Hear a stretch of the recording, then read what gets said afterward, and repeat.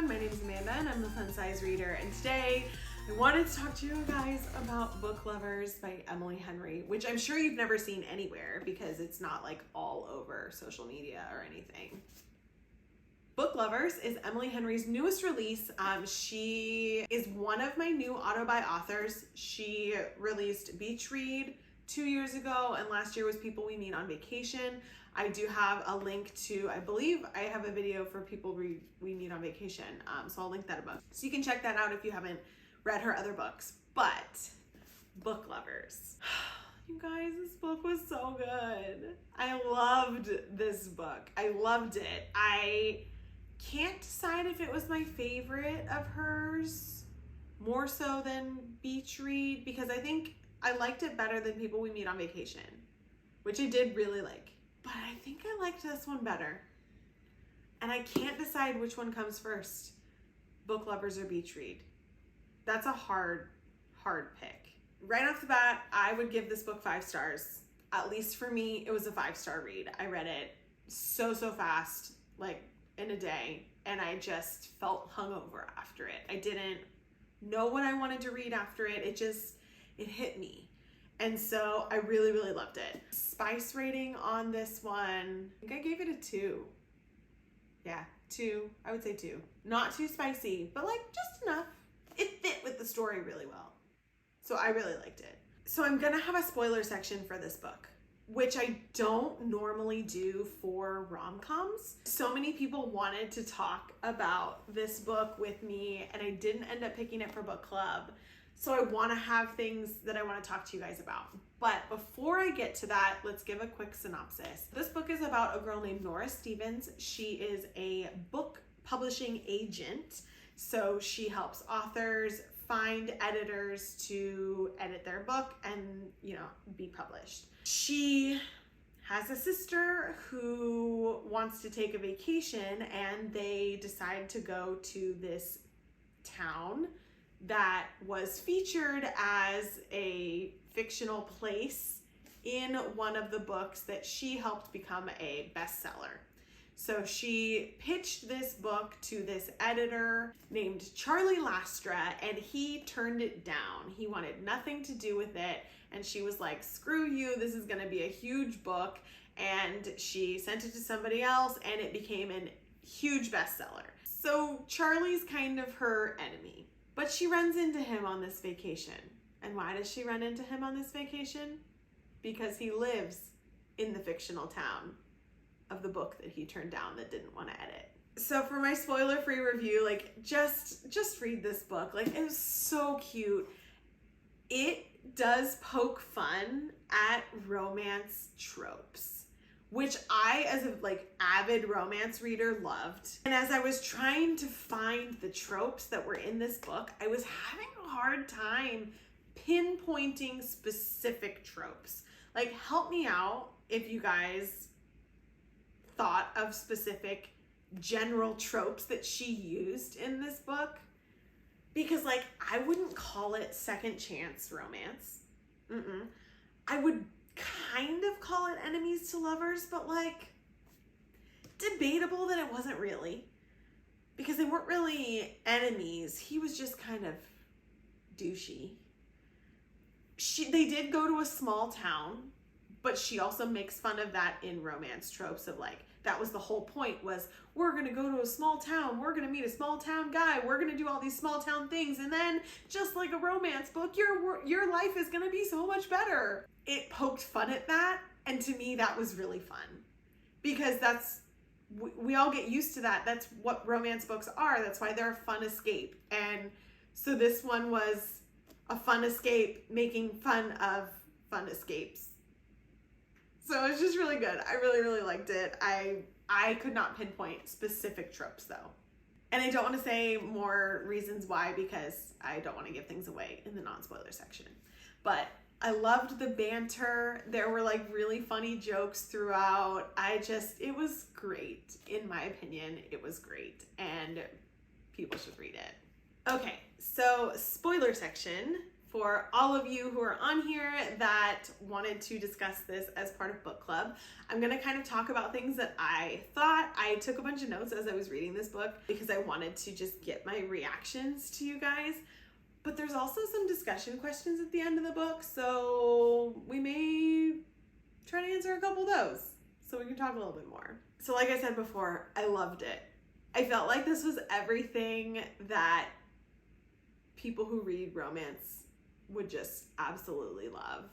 I loved that they like fought their feelings. Like you could tell, and you could tell he fell first, but you could tell like they were fighting it and then it just kind of happened. So I really liked that aspect of it, that like we don't get a lot of that. We're fighting feelings for the other person. No, we're not going to be together. No, we're not going to be together, even though we both want to be. Sometimes it's like you're waiting for one or the other to figure it out. So I liked that was a little different. I also liked that we kind of got a lot of book where they were together. Like that doesn't happen in romance books a lot.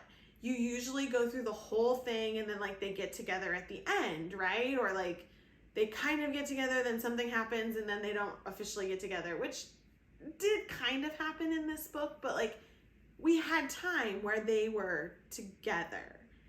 And so like I felt like that was different and I really liked that.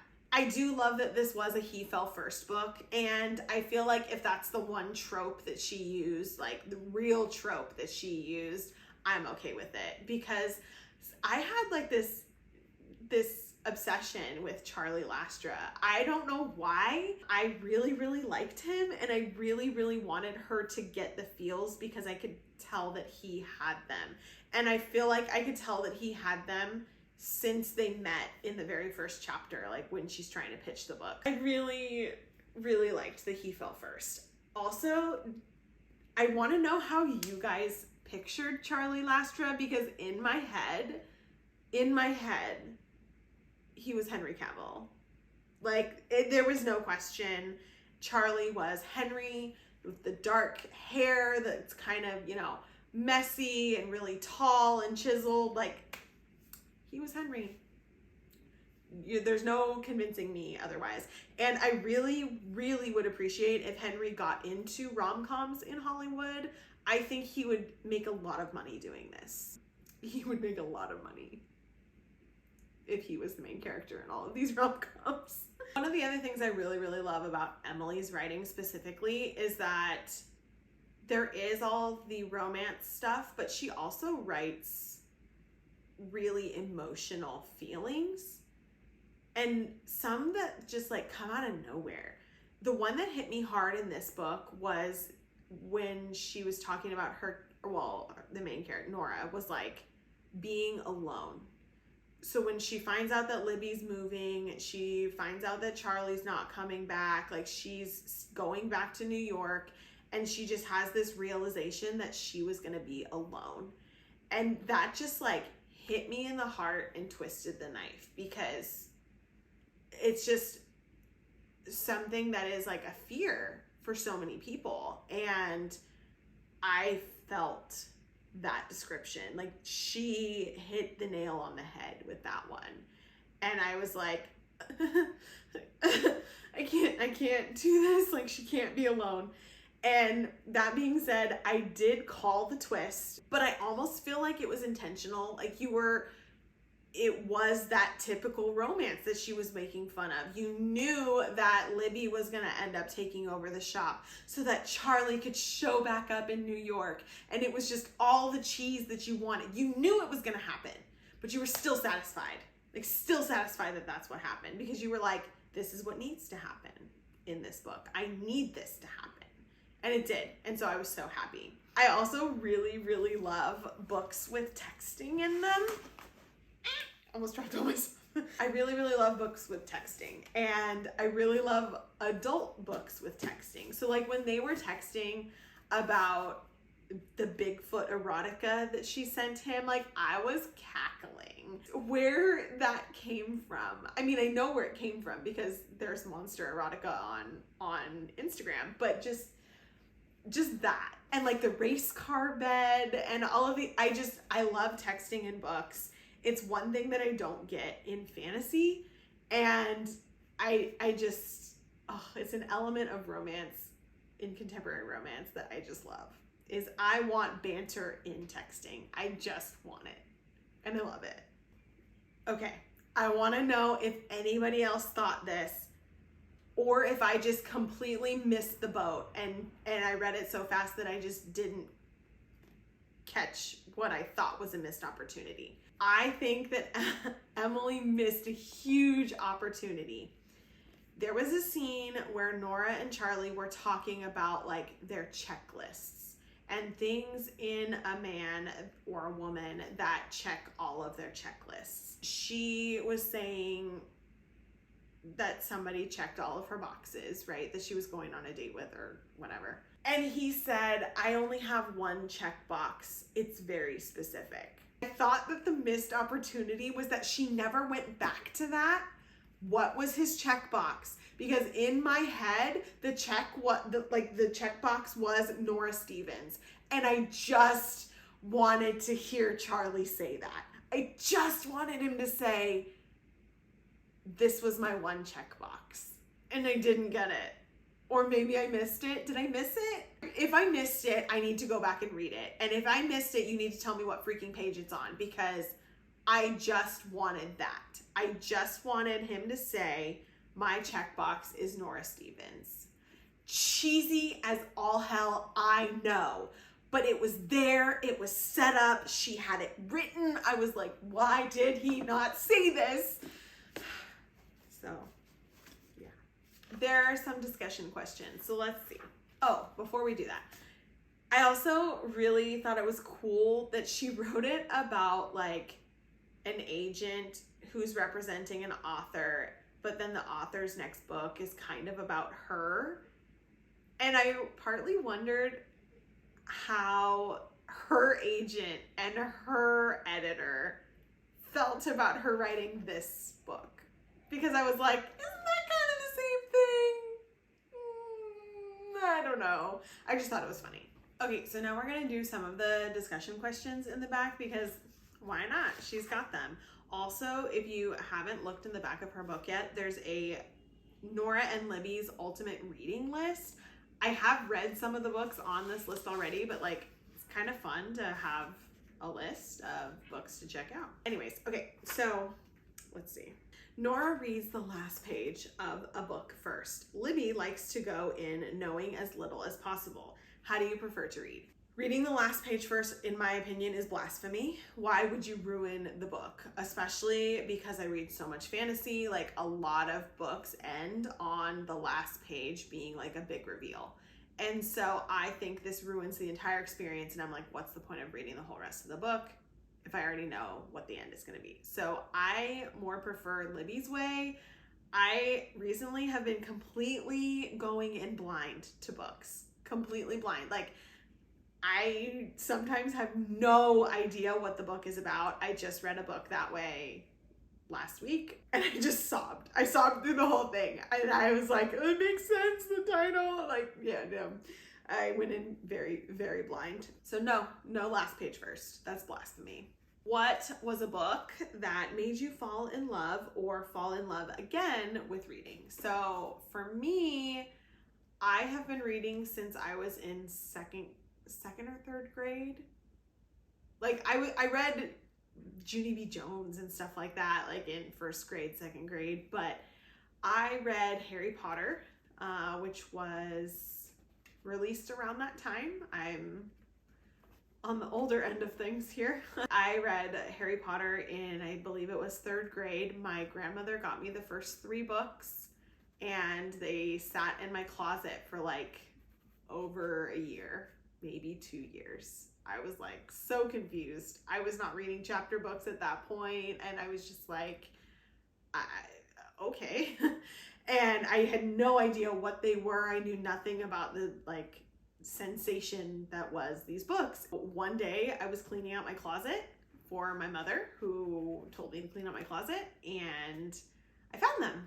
And I was like, okay, well, why don't I try one? And I remember vividly reading certain chapters of that book. And I remember busting through the next one and then busting through the third and then having to wait for the fourth one to be published. I kind of never stopped after that. So I will attribute the first book that made me fall in love with reading, because I never thought I would read big books like that weren't, you know, little chapter books of Jeannie B. Jones and those types of things. I attribute it to Harry Potter, which a lot of people in my generation do. It's because that was the big book back then. All right, would you rather spend a month in Sunshine Falls or in Nora's New York life, and why? Sunshine Falls for me. I'm not a big city person. I never will be. I want to go to New York sometime in my life just to say I went to New York and see the touristy things, but like, no big city for me. I am not a big city person. I like parking. I like parking lots. I get anxiety with all that traffic and people and movement and no, not for me. Not for me. Sunshine Falls sounds like a dream. Sounds like a dream. So I would stick with that. Okay, some of these are like really deep and I'm not gonna get deep. I'm not doing that. So let's do question number 1. Nora sees herself as the villainess in someone else's love story. Who are some of your favorite villainesses whom you either outright love or love to hate? Oh my gosh. I don't know. Like, I like villains to an extent, like not like, I don't know. Who's my favorite villainess? For some reason, like I keep going to like Disney in my head. When I think of villains, I think of Disney villains.